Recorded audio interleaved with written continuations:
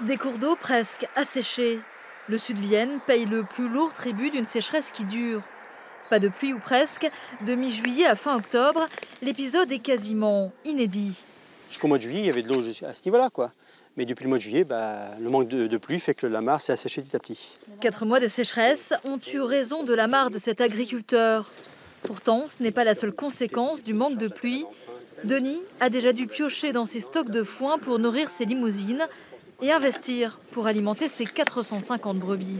Les conséquences, c'est que voilà, je vais leur donner du grain, parce qu'il n'y a plus d'air dans le champ. Donc je leur donne du grain. Donc c'est des petits bouchons, c'est des céréales. Parce que ça permet de les nourrir. Parce que normalement, habituellement, cette saison, s'il y a de l'eau, il y a de l'herbe. S'il y a de l'herbe, on ne donne pas à manger. Un surcoût certain qu'il a déjà budgétisé. Si on va jusqu'au mois d'avril, moi j'ai estimé, je vais être à 5 000 € de plus. D'achat de céréales en plus pour les animaux, achat de paille ici pour les animaux. Si on fait le tour de toutes les conséquences, c'est 5 000 à 6 000 €. À la demande des agriculteurs, la préfecture de la Vienne vient d'ouvrir une cellule de crise sécheresse, du jamais vu, à l'orée du mois de novembre.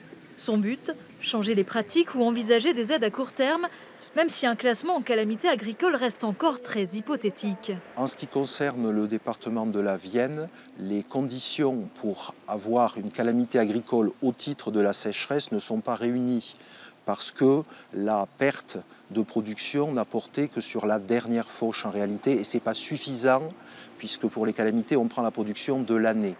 En attendant de prochaines pluies, plusieurs restrictions restent en vigueur dans le département jusqu'au 15 décembre.